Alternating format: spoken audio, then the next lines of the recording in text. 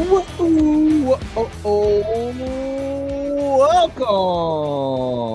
to the Solid Round Sports NHL show. I'm Marc Sauter. He is Zach Martin. We are brought to you by First Round Collectibles. Promo code SPORTS10 for 10% off your order. FirstRoundCollectibles.com. Any sports card you want, 10% off with the promo code SPORTS10. And Total Apex Sports, Total Apex Media. Basketball finals ongoing. Stanley Cup Final ongoing. World Cup right around the corner. Baseball in full swing. The NFL season never stops.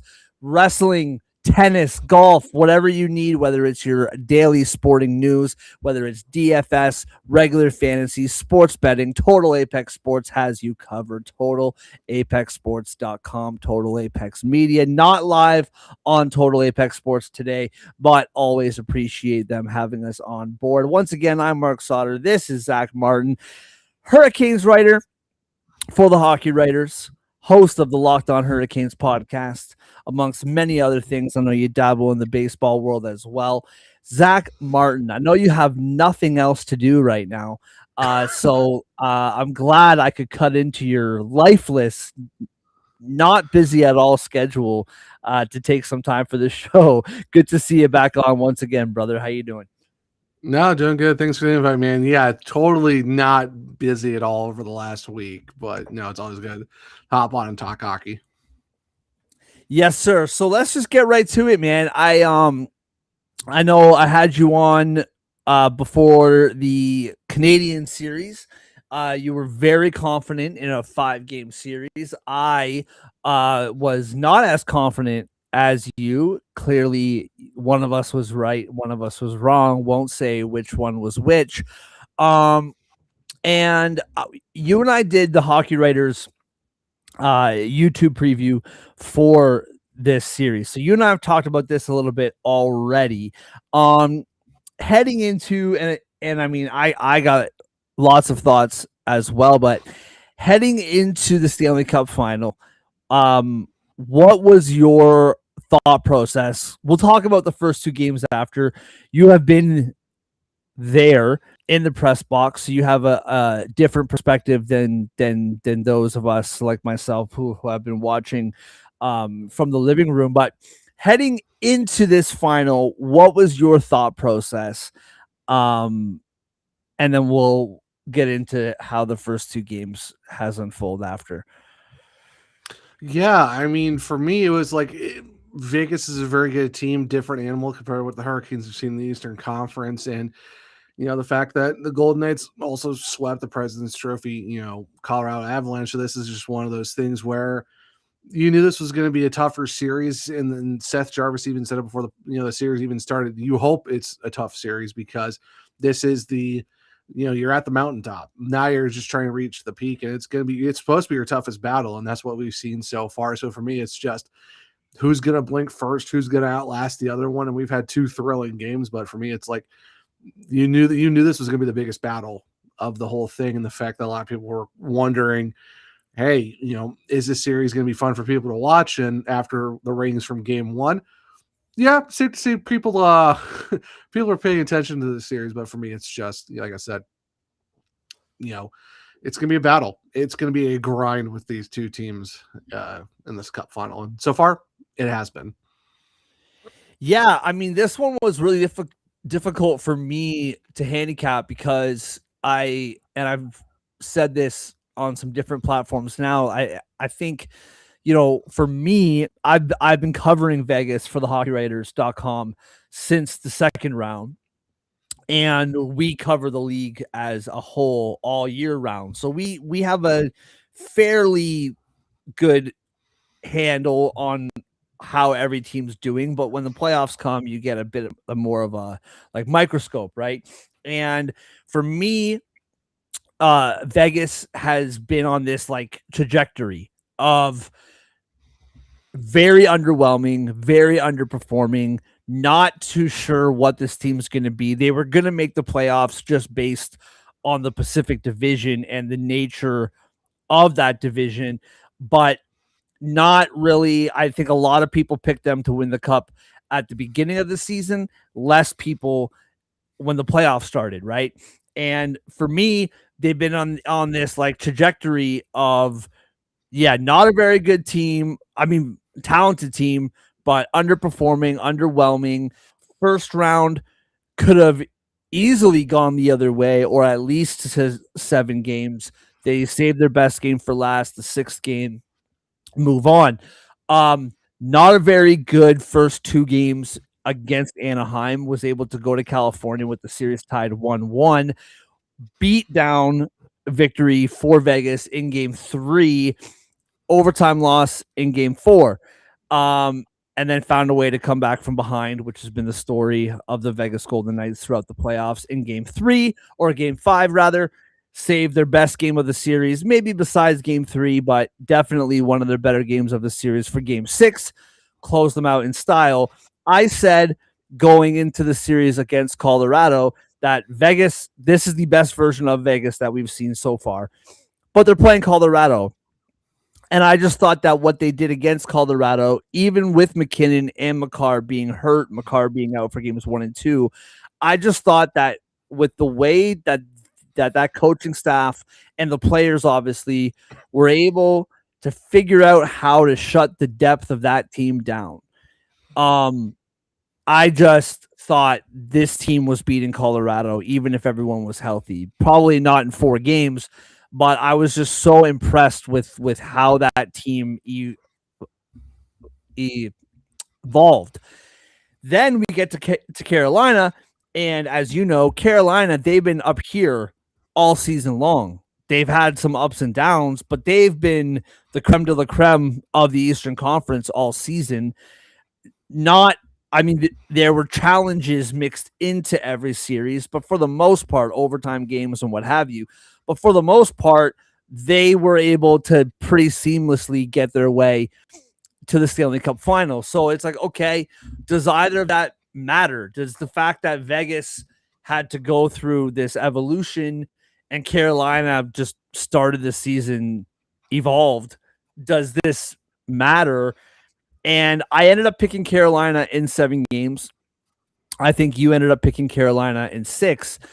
What has your thought process, what you just explained going into the final, and now that we've seen 2 games play out, does your 6-game prediction still hold, like, stay true to you? Do you feel like this battle might be a bit tougher than maybe you originally thought? Or like the other way, what we saw last night, do you feel like, okay, Carolina, like they're fine, like maybe they figured something out last night? Good question. I think for me, it's a mix of I could see this going 7, but I'm still going to stick with my guns on 6 because, you know, this series from what we've seen the last 2 games, this thing could go 7. I wouldn't be Yeah. surprised if it went 7, but I'm still going to stay confident in my option of 6 because if you really look at it, the Hurricanes played a good game in game 1. It's just some, defensive breakdowns, a little bit of mistakes here and there kind of cost them because they were up 2-0. Vegas got back into it, and then it was just back and forth on trading goals, and then Vegas just, were able to capitalize on a Tomas Hertl goal, like not even mere like a minute after Seth Jarvis had an opportunity to put the Hurricanes up 5-4 on their side of things. It's just the puck went over the net instead, and and that's just one of those things. So they were really close, and then last night battled back in the last 10 minutes. The first 50 minutes were they were treading water. They were doing all right. They were pushing, but Vegas was just kind of stifling them. So, I mean, you're talking 2 really close games, and the fact that, Carolina, I'd say looked better in game 1 compared to game 2, but they found a way to get it done. So if they can just really shore up a lot of things, tighten up a few things as well, and not give Vegas so many opportunities, I could still see this thing being done in 6, but the way it's been going, I would not be surprised if this thing goes 7. It's been a heck of a series so far.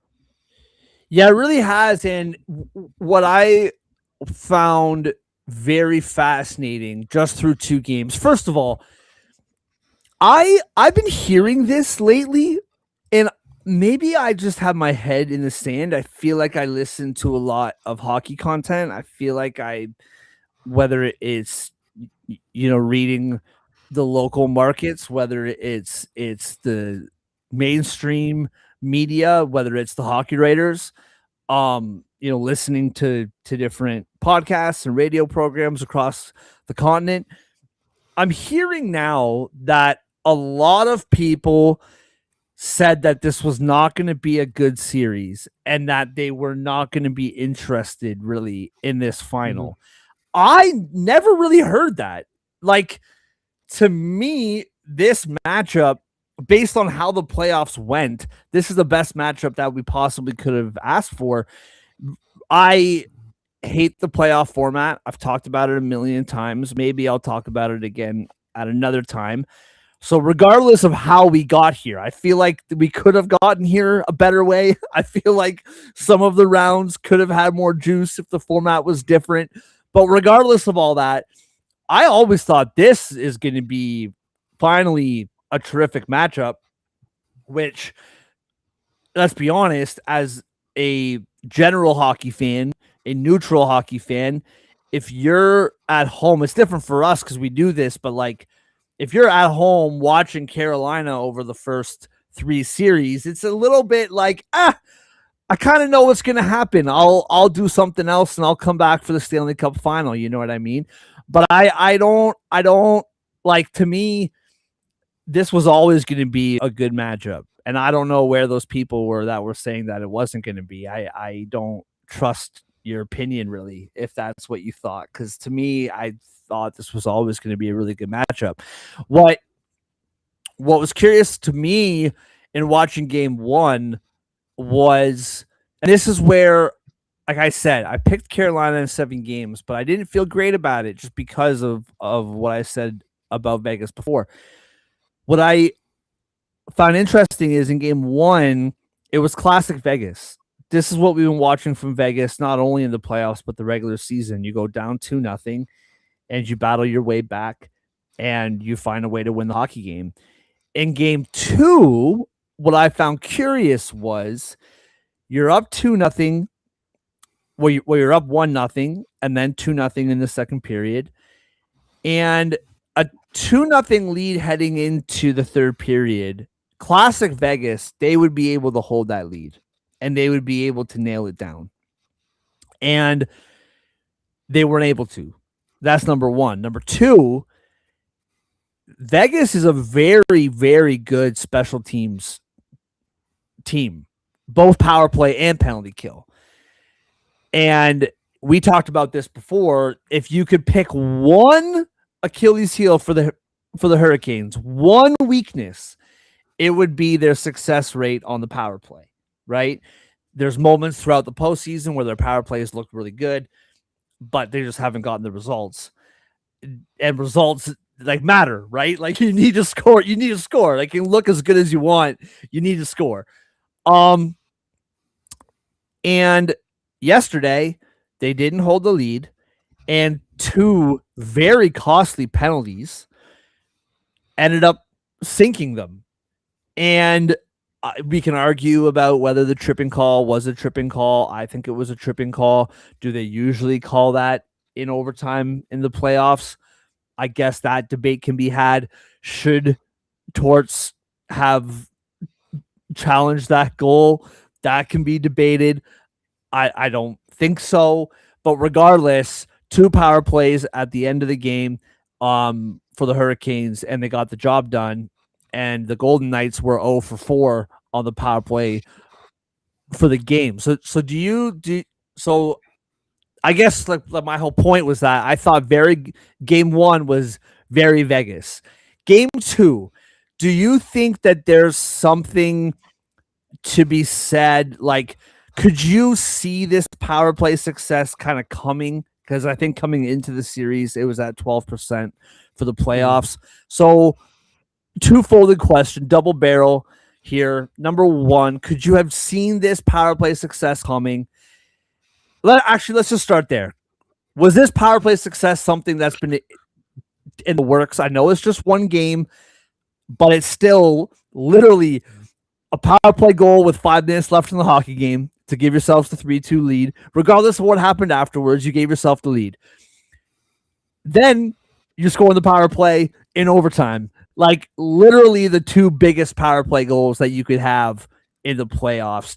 Did this feel like something that was on the way or otherwise?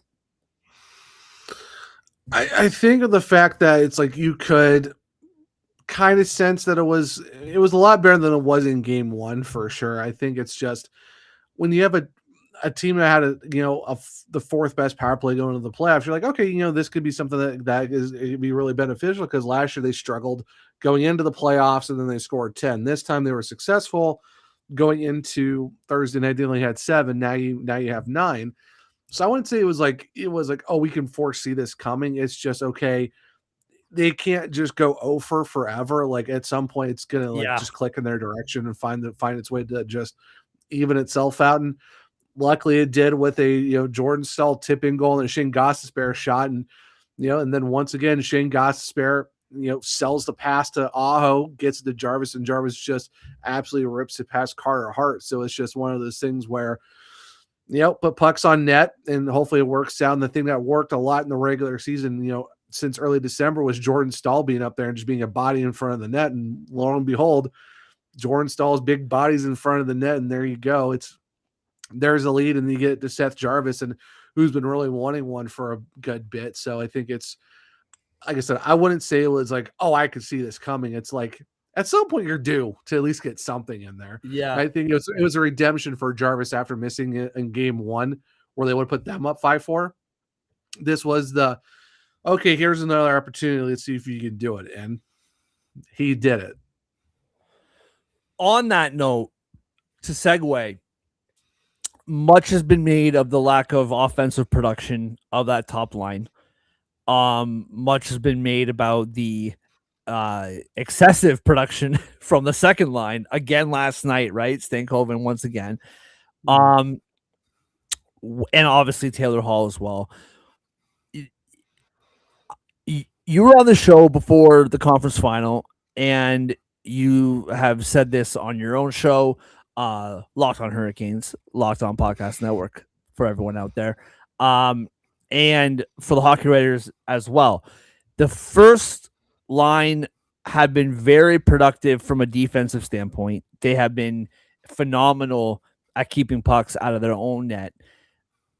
At some point, though, they have to score. Like you cannot Stanley Cup final, a team as deep as Vegas, getting as good a goaltending as Vegas is getting. You cannot just rely on that second line. Like depth scoring is great, but those big boys have to start scoring.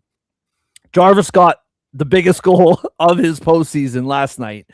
How is that? I mean, you were in like the locker room, you were at the press conference. Like, how does that feel? Just not only do you win the game, but one of the guys that you need to contribute the most finally got the monkey off his back. Yeah, you can definitely feel the sense that it was kind of like a weight lifted. It's because that's the thing that's been kind of dogging them all playoffs, and even over the last few days, it was just a lot of questions of to Rod or just certain guys on that line of like, the productions are really there as you guys are hope. What are you looking for? Making the adjustments. What do you really need to do to get them rolling? And talking about the power play, and it's just staying consistent and just getting a little bit more urgent. And that was the thing for the top power play, is they were just trying to be a little bit too perfect instead of just trying to find the shot. They were trying to go for that extra pass, or if they do shoot, it was into bodies. So it's just kind of like you almost feel like they were kind of gripping their stick a little bit, and you were waiting for the seal to finally break. And I think with the fact that Seth Jarvis, the way he did it with his buddies in town and his family was there too, and the fact that he got it done on a stage like that. And this is after he said it's like I've been thinking and playing like 3,000 Stanley Cup Finals in my head since I was a kid, and that's just he finally gets one in a cup final. I think this is where it's like it's the weight, it's the seal being broken. It's you get the sense from last night and this morning. I know Seth wasn't there for morning press conference this morning. We can kind of get a tell at the podium last night. It was just you could tell he was like, okay, finally, this could be something too. So yeah, he definitely needed that one for sure. What is one thing, and if there's more than that, heading into game 3, where do you think Vegas has been able to, and I'm going to ask this question the other way as well. So don't worry, I'm not picking on Carolina, but I'm just curious. Is there something that you've seen over the first 2 games that Vegas has been able to pick on? Something that Vegas has been able to, I don't know if expose is too dramatic of a word. I mean, 1 goal games, high scoring games, both teams have been exposed at a certain level. But what do you think Carolina needs to identify heading into the Vegas portion of the Stanley Cup Final to adjust to what Vegas has maybe been able to figure out? Yeah, I think a lot of the conversation has been with the defense of just having better breakouts and getting clearing the puck out of their zone, and that's kind of what killed them in game 1 for some of those extra goals that Vegas had, and even a little bit of game 2. It's not getting the pucks out a lot faster. They're not getting clean. It's just the turnovers, and that's something that the Hurricanes, Sean Walker's talked about it, Jacob Slavin, Shane Gostisbehere, Ron Brind'Amour's even said it too. It's just they are doing the right things, but so is Vegas. And the fact that it's just, it's tightening the defense up a little bit. It's just,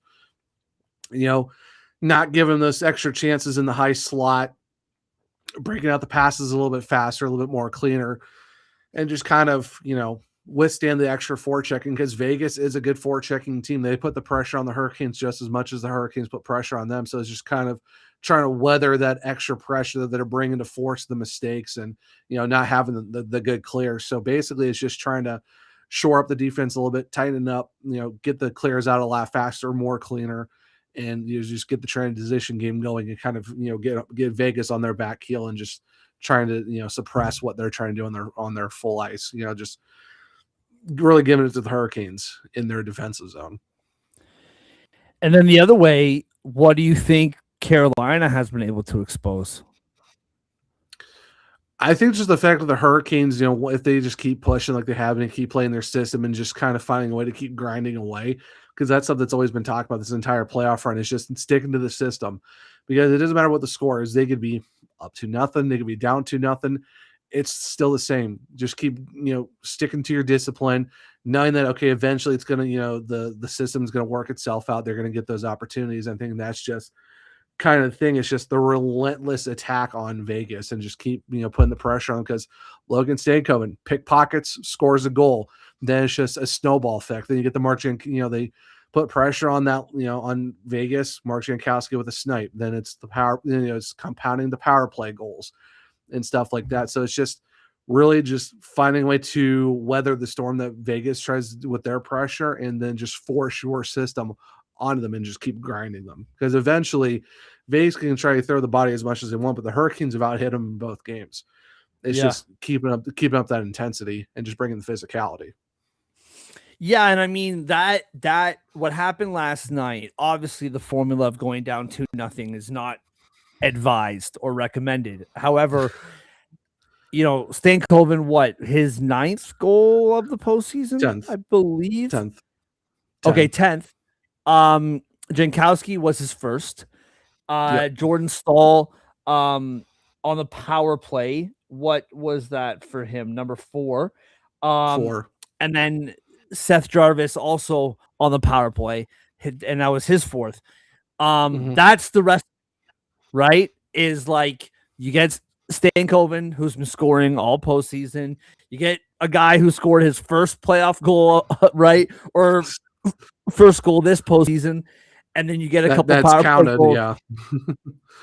Right. Yeah, exactly. And then a couple power play goals, right? Like that's the formula. They're going to have to keep it going. I think what's interesting, and I felt this way heading in, and it was even more solidified after game 1, is that Vegas, I'm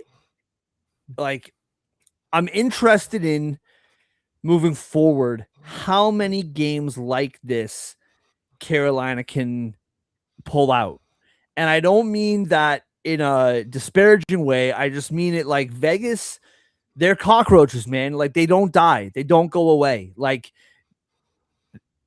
they're down 3-0, 2-0. It doesn't matter. And I feel like the longer you keep Vegas hanging around in a game, they're eventually going to break through. We saw that again last night, right? Is they're up 2-0. All of a sudden, 6 minutes into the third period, they're down 3-2. What do they do with 90 seconds left? They tie the game. And so, do you feel like Carolina needs to start like needs to find a way to win these games by multi goals, or do you think that they have just as good a chance in these 1 goal games as Vegas does? Because it just feels to me that Vegas is just that team, man. Like if you let them hang around long enough, they're eventually going to find a way to beat you.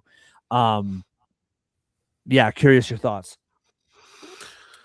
I mean, I think the Hurricanes are a team that can win 1 goal games. I mean, we've seen it a lot. Like this is the For sure. fourth, yeah, this is the fourth game 2 where it's gone into overtime.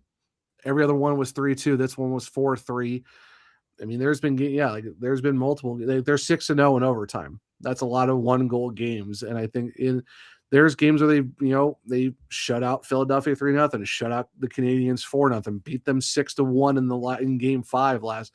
The Hurricanes can win in a lot of ways. It's just if it's mostly for me, it's mainly them sticking to their system because Rod Brindamore said it this morning when I asked him about the confidence and stuff like that. He goes, "We start well at the beginning, and we finish well.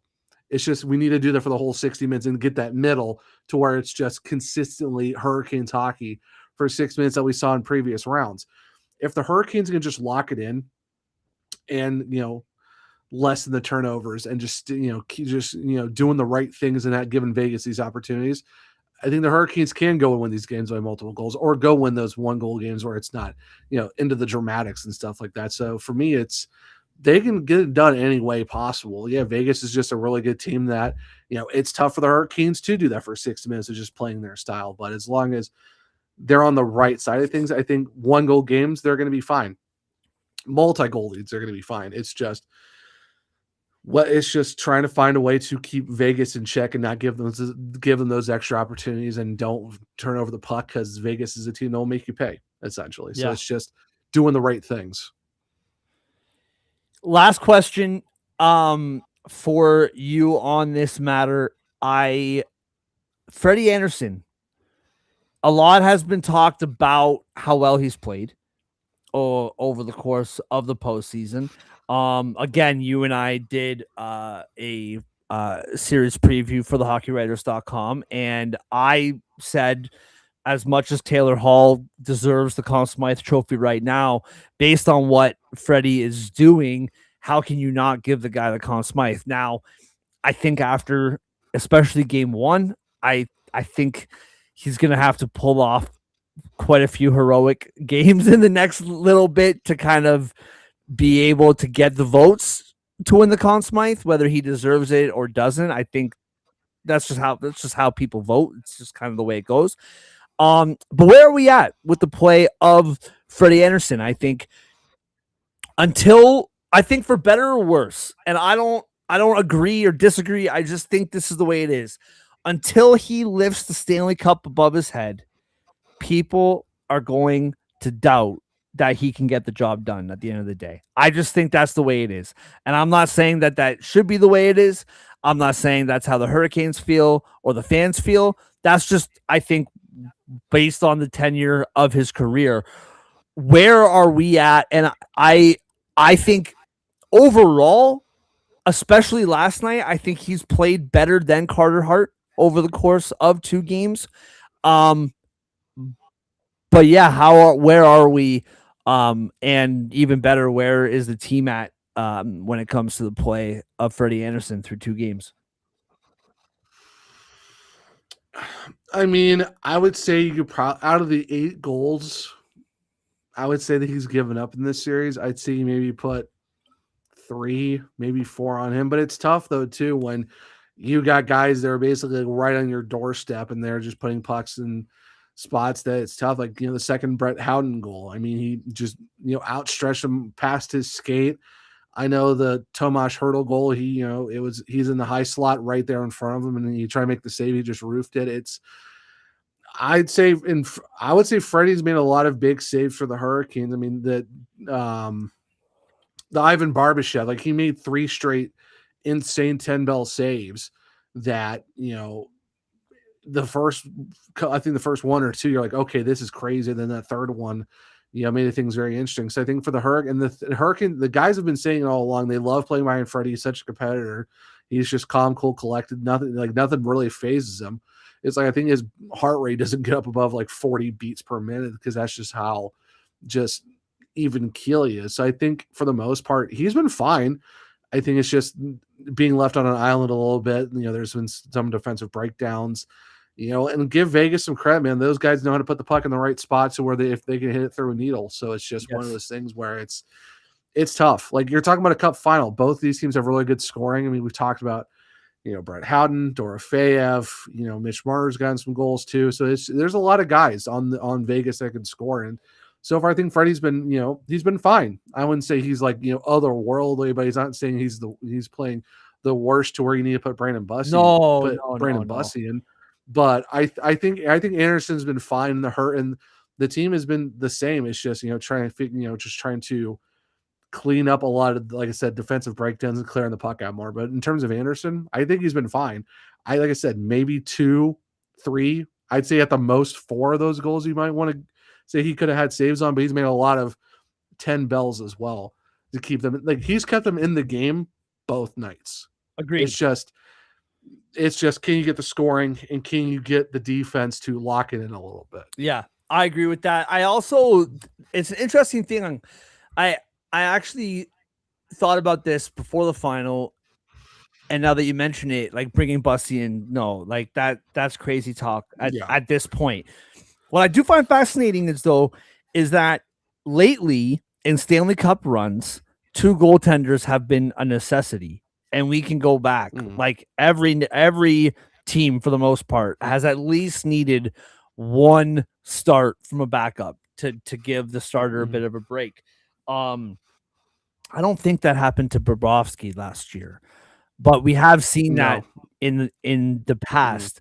The year that they lost to Vegas, I believe Spencer Knight needed, I think it was Knight, whoever it was, needed to step in the crease for a couple games during round 1, and then Bobrovsky took it the rest of the way. But for the most part, that's what we've seen from a lot of these teams is you need 2 goaltenders, even if it's just 1 or 2 starts from the other one, you need 2. Both these teams have not needed that at all, and I find that very interesting. All right, wrapping up the conversation. Series tied 1-1. Very interesting. You'll be back in the building in Game 5, and this guy's pumping out like 3 articles a day for thehockeywriters.com. Check him out. Always makes me feel inferior on the company chat when I see how many articles he's pumping through. Does a great job, so check him out. And Locked On Hurricanes podcast. Before I let you go, and before I go, I do want to say, or do want to chime in on Dylan Larkin. I feel like it's an interesting conversation. There's been a lot of drama kind of outside, and maybe this is just because a lot of it involves the Maple Leafs, so I'm paying attention to it more. But I feel like in this postseason, there's been more outside drama of the playoffs. Like, you know what I mean? Like, I just feel like this year there's been a lot more other things in the league to talk about other than just the playoffs, opposed to other years. But again, maybe that's just because of my Toronto self-centeredness. Dylan Larkin asked for a trade. He has a full no trade clause, I believe. Yzerman or Steve Yzerman has a history of dealing with this kind of thing in the past. Martin St. Louis, 2014, traded him to the Rangers and got a haul back. He wanted to go to New York, and he still figured out a way to get, I think it was a couple first-round picks, prospect player, was able to make it work for Tampa Bay as well as Martin St. Louis. Jonathan Drouin, he wanted to move, or I think he wanted to move. Either way, they got Sergachev, which served them very well. And when they flipped Sergachev, which I understand when they flipped him, Yzerman had been gone at that point. But when they flipped Sergachev, they got a really good return from Utah. Um, so this isn't the first time that he's had to deal with something like this. I obviously want your thoughts on it. I'll quickly share mine. I felt this way at the end of the regular season. It's been a long time that he's been there as the GM. The Yzer plan or Yzer plan, the whole thing. It's been a lot made of if he should have lost his job several years ago, if he should lose his job now, if this is ever going to work, blah, blah, blah. I think that there are holes.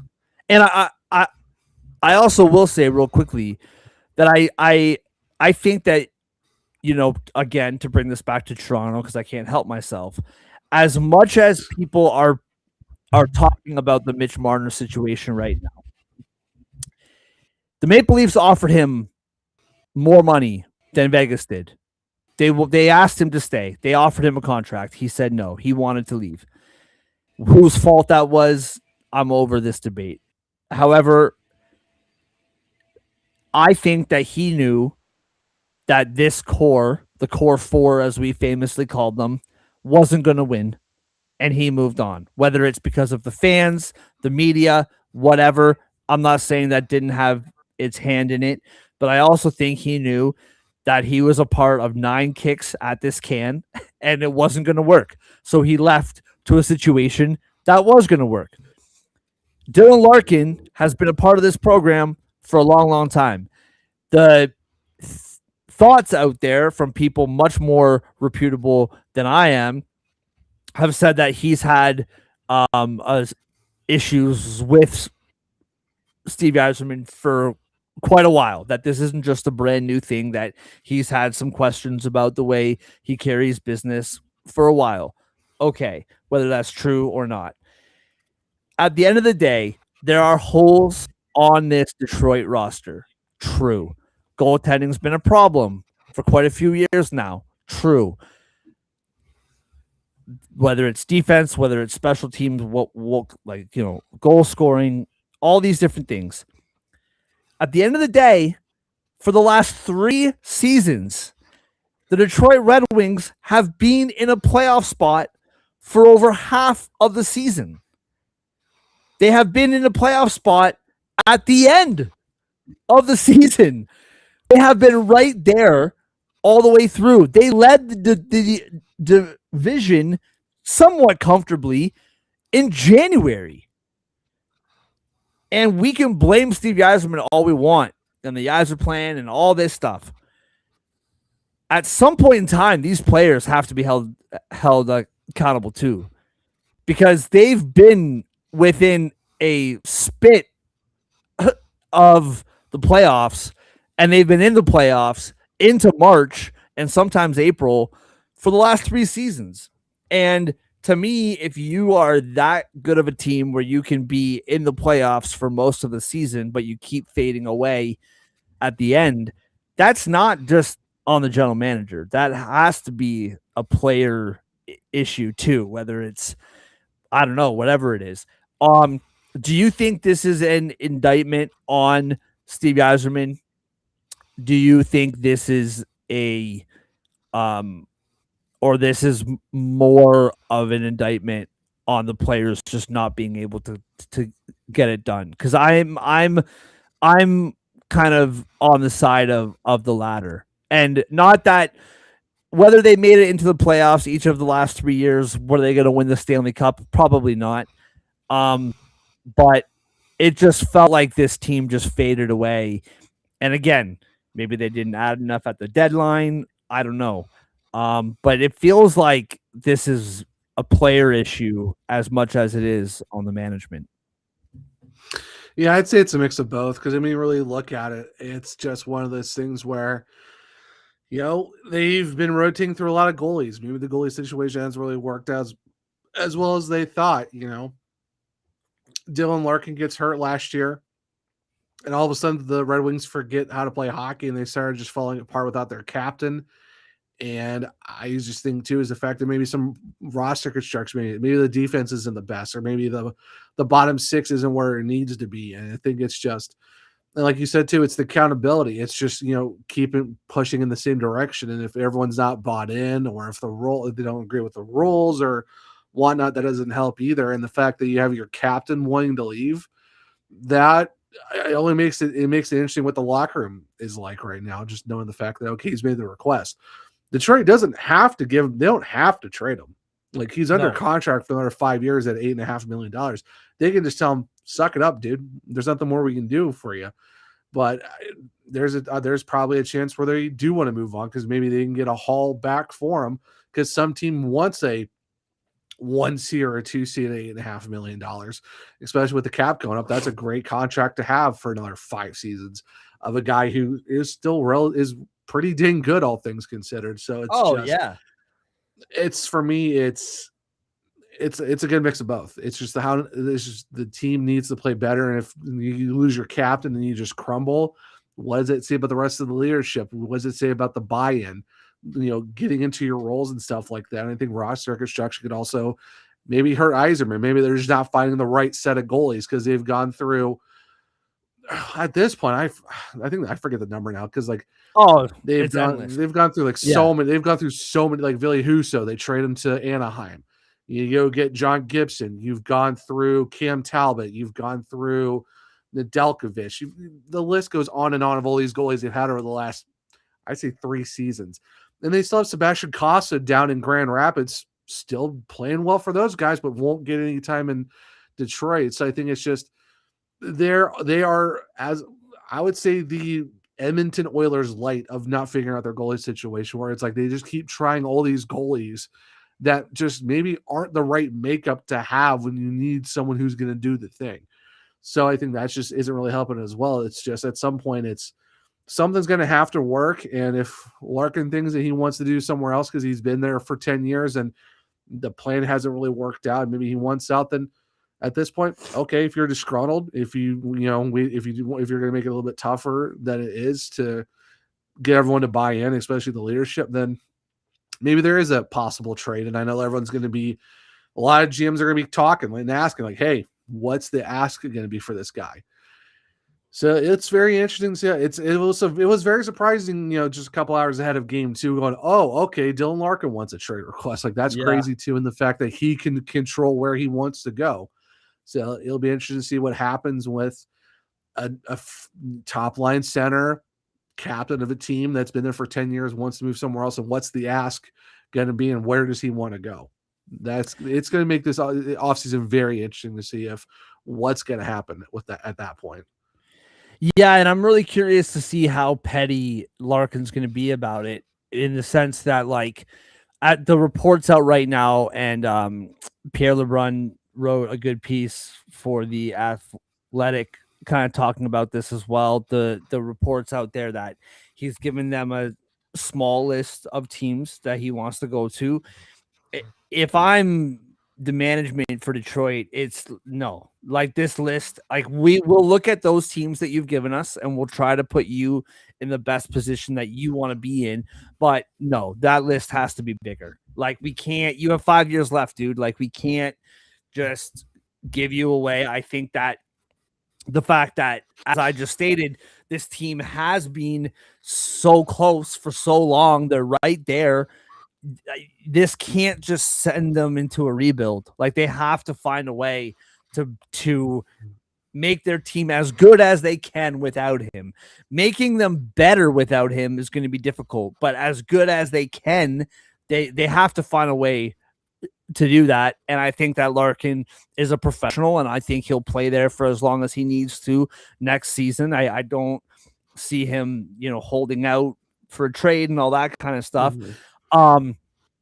But yeah, like, the teams that need, and that's going to be interesting, right? Is like, okay, we all know the Minnesota Wild, they need a centerman.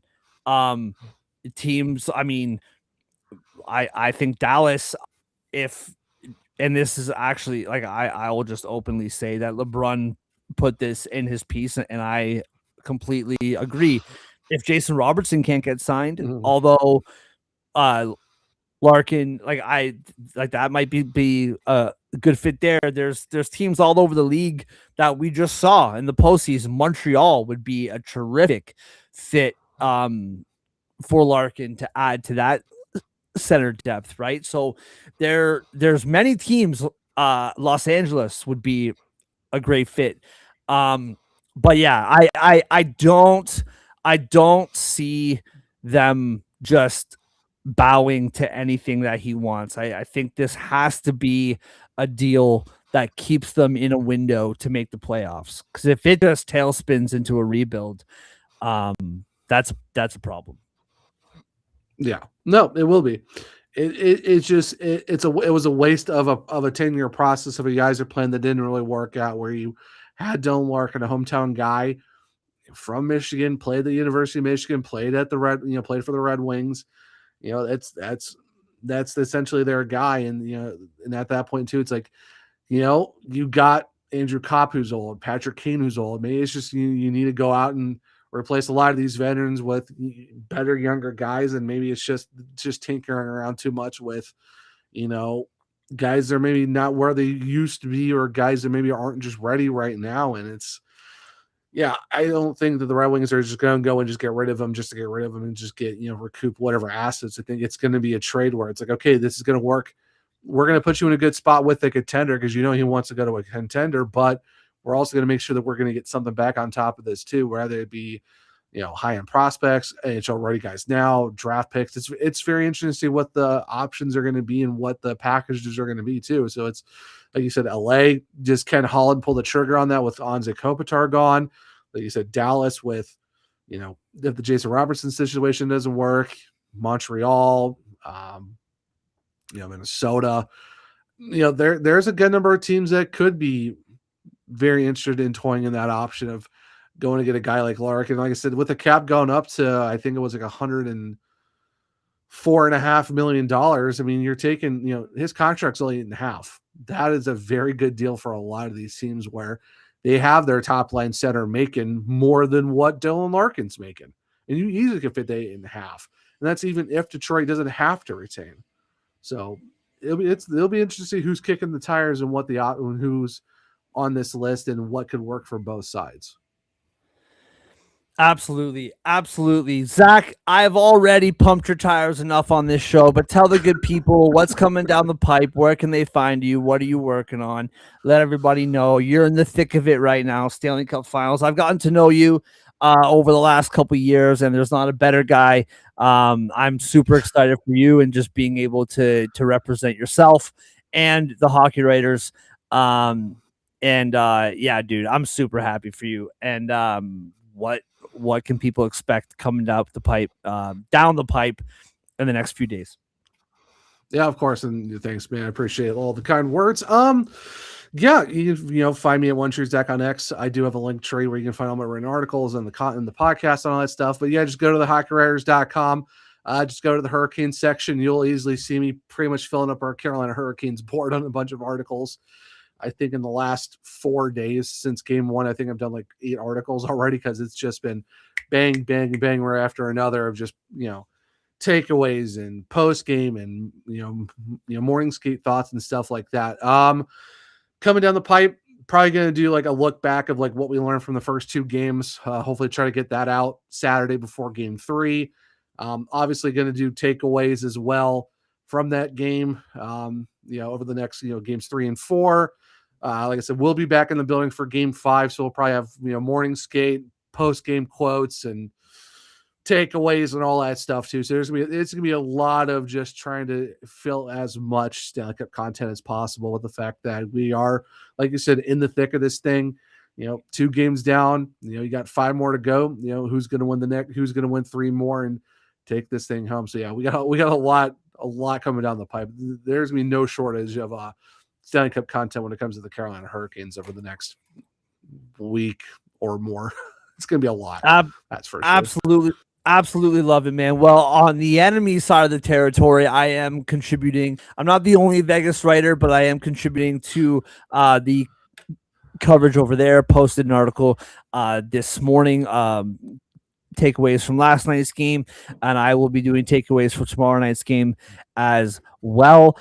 Introducing this weekend on the Slaughter on Sports Podcast Network is a quick podcast both for Saturday and Sunday, 2 separate shows, weekend bets. I have backed away from the betting content a little bit, but gonna dabble, dip my toe back in the water a little bit on the weekends, weekend bets. So that's either later tonight or tomorrow morning. Keep an eye out for that. Next week is the final week of only NHL shows. We've been doing football all season. We've been doing baseball. After next week, we will get back into baseball content and NFL content. I've been covering teams, watching hockey every single night, all postseason, and it just hasn't been feasible to keep up with everything else. But we will be back for the baseball show with Tom and the football show with Java Joe in 2 weeks' time. So everybody keep a lookout for that. Zach, appreciate you very, very much. Have a wonderful, wonderful week. Check out his content, as we said, hockeywriters.com, Locked on Hurricanes podcast. First round collectibles. Oh, man. I just put some random song from a podcast of 3 years ago on there.